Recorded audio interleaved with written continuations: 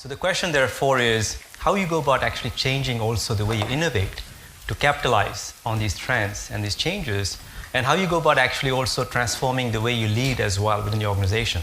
So what do we mean by wise innovation? Well, one of the first things we noticed is that increasingly for the last, I would say, couple of decades, the dominant model of innovation we are familiar with is based on big budgets spent on R&D, right?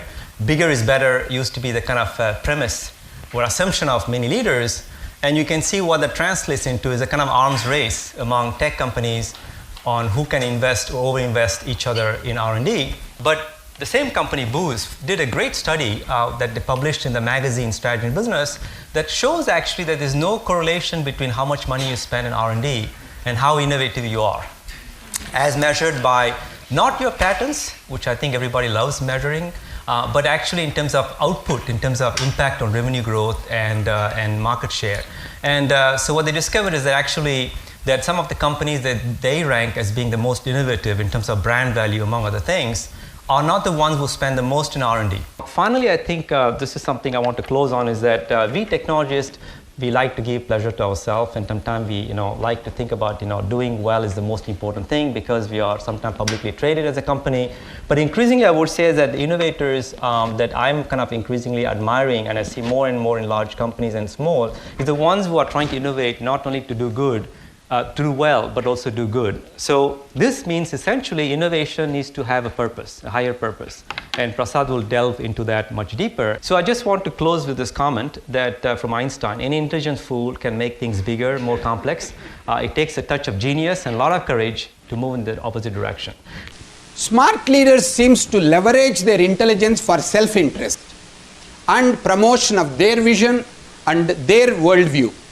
On the other hand, wise leaders seem to leverage the same smartness, same intelligence for what we call enlightened self-interest. That means you serve your customers so that they will come back to you. Why does Global Logic organize this conference?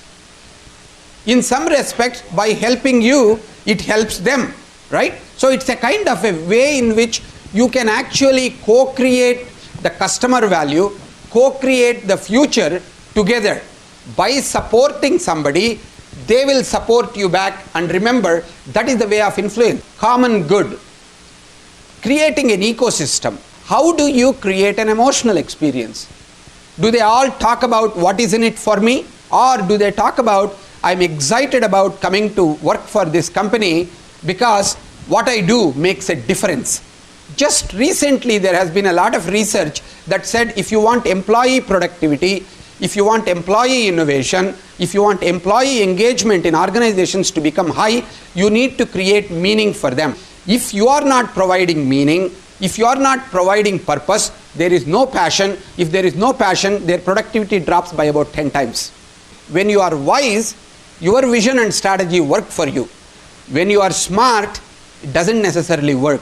You might want to ask, whatever you are doing, why should people come to this? Don't look at the business model. Look at it and from the perspective of what meaning does it create? What purpose does it serve?